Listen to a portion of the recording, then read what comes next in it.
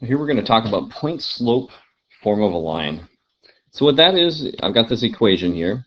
This y minus y1 equals mx minus x1.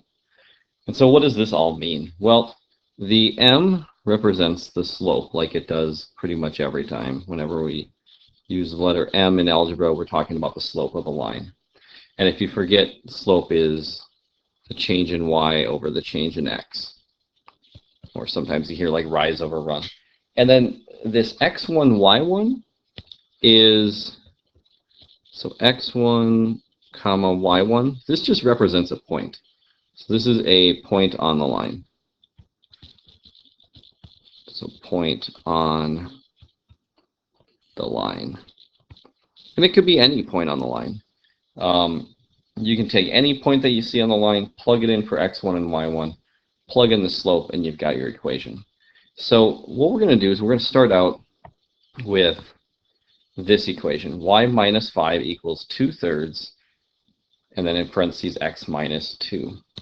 So right away, I see that my slope is 2/3. So my slope is 2/3. And then a point on the graph is, so what we can do is we can look at this equation and we can figure out what's the x value and what's the y value from this point. Well, if you notice in the equation, it's y minus y1. Well, we've got y minus 5 here, so that means that the point has a y value of 5. And then it says x minus x1. Well, in this equation, we've got x minus 2, so that means the x value is 2. So what we're going to do is we're going to graph that point over 2, up 5. Just make a dot there. That's going to be our point. I'll just call that A, just picking a letter for that. And then to figure out the next point, we're going to use our slope. And since our slope is 2/3, we're going to go up 2/3, and there's going to be our next point. I'll call it B. And once you have 2 points, you could just connect those 2 points and make yourself a line. Or you could, if you want to get more accurate, go up 2/3 again. Then you can keep the pattern going in the other direction. Instead of going up 2/3, we go down 2, back 3. Down 2, back 3. And we've got a bunch of points along this line. And so this line is going to look something like that, where it goes through the point 2, 5, and it has a slope of up 2. Oh, that's pretty ugly. Let's try that again. It's got a slope of up 2 and then over 3.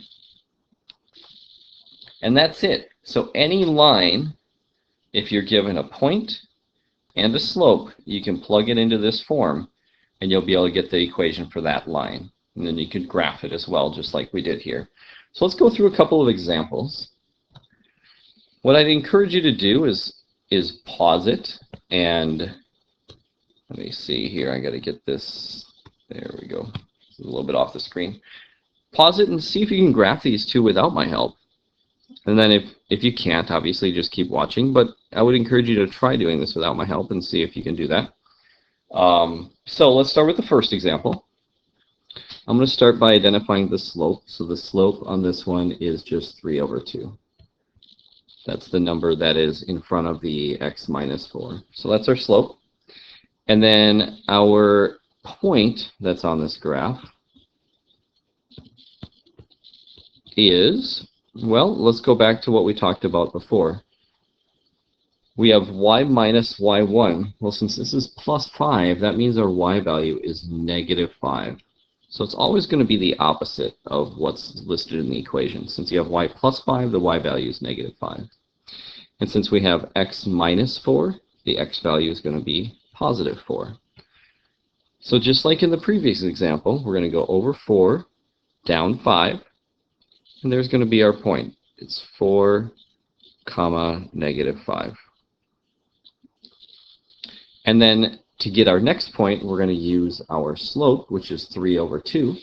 So I'm going to go up 3/2. So up 3/2, and that'll give me my next point. And then we just keep repeating that. Up 3/2, up 3/2. and we have the line y plus 5 equals 3 over 2, and then in parentheses x minus 4. So if this line represents that equation on the graph. All right, and then our second example we have over here, we've got our slope is negative 2 over 5. And the point on this graph, the point is, well, our x value is the opposite of 3, so it would be negative 3. And then the y value would be 6. So we're going to go back 3, up 6, and make a dot. That's going to be our point on the graph. And then our slope is negative 2 over 5. So that means what we're going to do is we're going to go down 2, and then over 5. Down 2, over 5. And keep repeating that. And so we've got our line like so. All right, so let's go the other way then. What we're going to do is we're going to be given a line, and let's see if we can come up with an equation for that. So here's a couple of examples. And let's look at the first example here.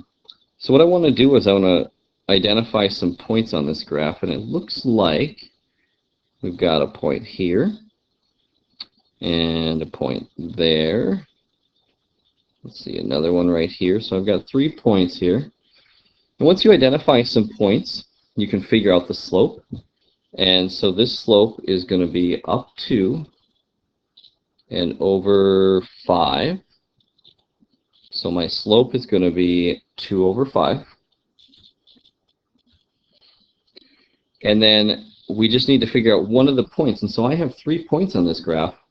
I can use any of those 3 points. And so I'm going to pick this point up here, that's A. But like I said, you could have picked any of the other 2. And in fact, the middle one might be easier, but let's do this. So we've got over 1, 2, 3, 4, 5. 1, 2, 3, 4, 5. So this one is 5, 5. That should make matters actually fairly easy for us. So one of the points on the graph is 5, 5. So if I'm going to plug this in, it's y minus y1 equals the slope and then x minus x1. And so this ends up being y minus, well, y1 is 5. The slope is 2 over 5. And then x minus x1, which is also 5. So I want to make sure we're all understanding this. What this thing that I'm putting in the yellow box represents is every single point on this graph works for this equation. So what I mean is this other point, the middle point here is 0, 3.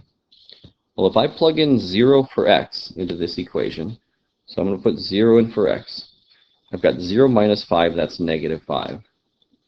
And negative 5 times 2/5 is going to be negative 2.